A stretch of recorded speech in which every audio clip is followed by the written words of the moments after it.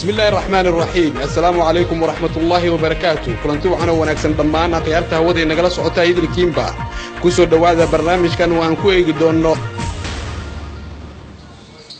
barnaamijka waxaan ku jeexi doonaa xiriirka ka dhaceeya shirkadaha waaweyn ee ka howlgala Soomaaliya iyo waliba dagaalyahanada al-shabaab.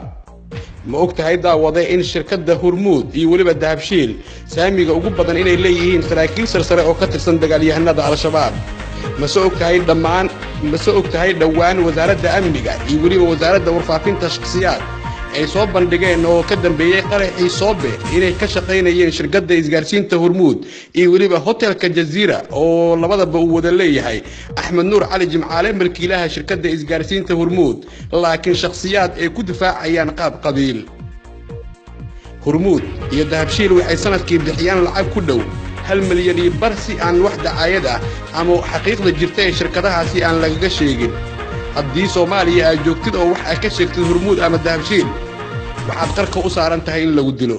Kambaniyadan waaweyn Hormuud iyo Dahabshiil waxaa shaqaalaha ka shaqeeya 95% ay ku biireen midowgii maxkamadaha dagaalkii isbahaysiga la dagaalanka argagixisada iyo midowgii maxkamadaha waxaa ka hoos dhashay dagaalyahanada al-shabaab.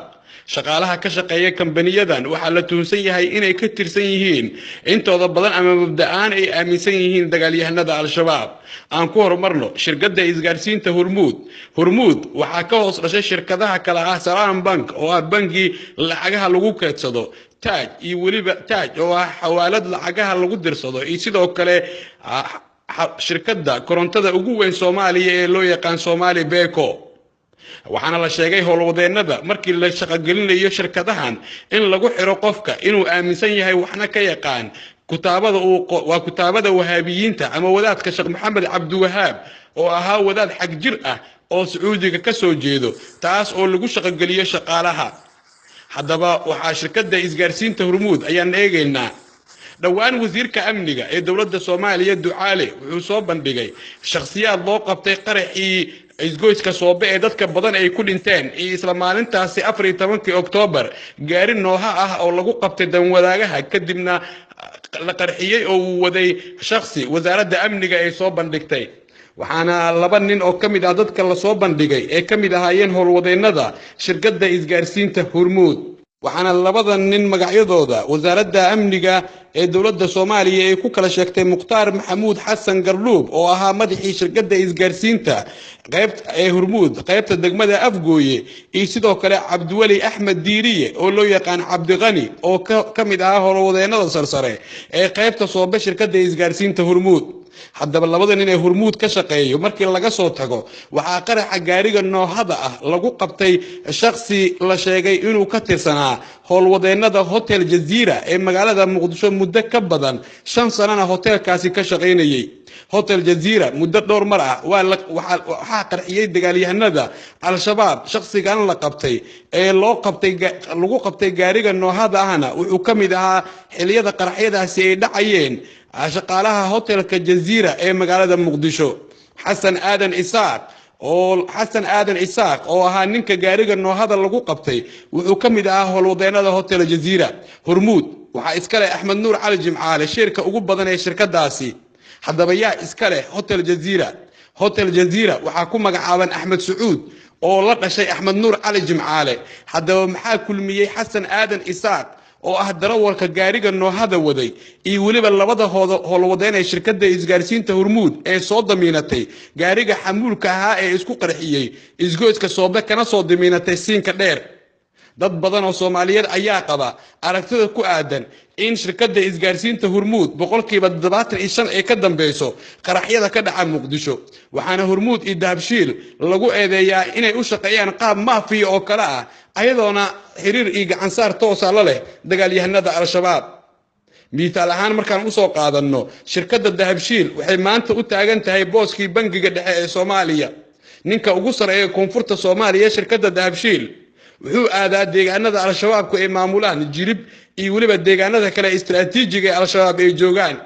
laakiin wiilka ka shaqeeya ama islaanta ka shaqeysa gobolka Banaadir qaybta nadaafadda ah haddii lagu arko goobaha dawladda ee ka tirsan sida Xamar Weyne, Xamar Jajab, Dharkeelle iyo Wadajir al-shabaab way dilaan.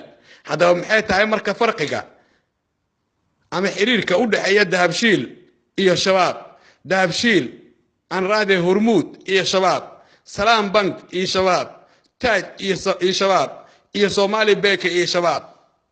qof walba oo Soomaaliyeed wuxuu dareemi karaa xiriirka qotada dheer leh ee ka dhaxeeya al-shabaab iyo sidoo kale shirkadahan waaweyn ee isgaarsiinta.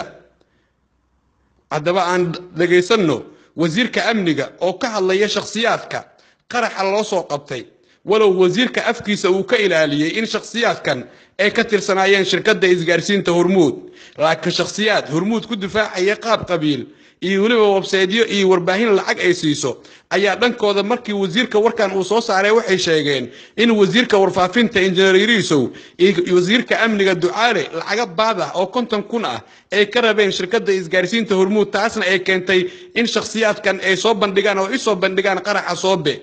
mas-uuliyiin sarsare oo Hormuud ka tirsan oo magacyadooda la qariyay oo warbaahintu ay soo xigatay waxay dhankooda qireen in shakhsiyaadkan ay damiinteen shakhsiga gaariga waday oo ahaa kii isku qarxiyay isgoyska Soobe ee magaalada Muqdisho, isla markaana uu ahaa oo kaliya damiin soo damiintay darawalkii gaariga isqarxiyay Maaday Usmaan Xaaji.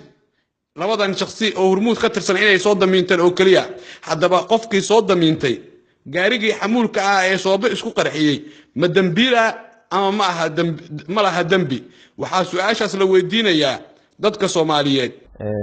afgooyo si ay u bartaan dadka taariikhda markii ay 13 bishii sagaalaad waxa gaariga lagu qabtay siinka dheer, waxaana gaariga waday Xuseen Aadan Maadi waa ninka naftiisa xiligaha ah. gaariga marka la qabto waxaa goobta soo gaaray Cabdullaahi Ibraahim Xasan oo ah milkiilihii baabuurka. marka ciidamada goobta ku sugan ay ku qanci waayeen milkiilihii baabuurka Cabdullaahi Ibraahim Xasan, waxaa goobta soo gaaray Cabdiweli Axmed Diiriye oo ceelasha si weyn loogu yaqaano deegaankaas ceelasha, asagana sidoo kale waa lagu qanci waayey Cabdiweli Axmed Diiriye. markaas kadib waxa uu Cabdiweli telefoon u diray nin la yiraahdo Mukhtaar Maxamuud Xasan oo ah nin si aad loogu yaqaan asagana ceelasha biyaha. marka Mukhtaar Maxamuud Xasan ee ciidamada ku qanceen sidaasina baabuurkii kusoo shirkadahan Hormuud iyo Dahabshiil waxay bishii macaashaan lacag ka badan $2 milyan raalina kama aha in Soomaaliya dawlad ay ka dhalato, waxayna u shaqeeyaan sida maafiyada Talyaaniga oo kale. shirkadda Hormuud waxaa la sheegay in ay saami ay ku leeyihiin saraakiil sarsare oo ka tirsan al-shabaab sida amiir ku-xigeenka al-shabaab Mahad Karkataa iyo sidoo kale xogayaha gaashaandhigga ee ururka al-shabaab Cabduqaadir Kumandos oo kolkii hore ahaa madaxa sukuuradka shirkaddii Albarakaad kana mid ah saamileyda shirkadda Hormuud. Hormuud waxaa shir ku leh in ka badan 800 oo qofood, kuwaasoo in badan oo kamid ah ka tirsan yihiin dagaalyahanada al-shabaab ama fikirka wahaabiyada aaminsan. waxaa saamiga ugu badan ee shirkadda iska leh Sheekh Axmed Nuur Cali Jimcaale oo ahaa madaxii shirkadda isgaarsiinta ee Barakaad oo kol hore Mareykanka ay xireen kadib weeraradii diyaaradaha ay ka geysteen dalka Mareykanka, laakiin sanado badan kadib dhawaan ayaa Sheekh Axmed Nuur Cali Jimcaale waxaa laga qaaday xayiraadda cunaqabateyntii saarneed wadaadkaas. laakiin shirkadda isgaarsiinta Hormuud iyo Dahabshiil waa hubaal in gacan saar iyo wada shaqeyn buuxdo ay la leeyihiin dagaalyahanada al-shabaab. dad badan ayaa isweydiinaya maxay shirkadda Hormuud ay u hubin la'dahay shaqaalaheeda. kol hore madaxtooyada Soomaaliya weerar lagu qaaday waxaa hogaaminayay howlwadeen ka tirsanaa shirkadda isgaarsiinta Hormuud oo ay toogatay dawladdii madaxweyne Xasan Sheekh Maxamuud. Hormuud waxaa u sahlan inay dhageysato taleefanada maxay u hubin la'dahay shaqaalaha iyo howlwadeennada shirkadaasi ka shaqeeya. waxaa dad badan ay aaminsan yihiin in al-shabaab ay ku dhisan yihiin raali ahaanshaha shirkadda isgaarsiinta Hormuud. haddaba la soco barnaamijyo kale oo ku saabsan shirkadaha waaweyn ee Soomaaliya ka dhisan iyo sidaysan u rabin Soomaaliya inay dawlad yeelato.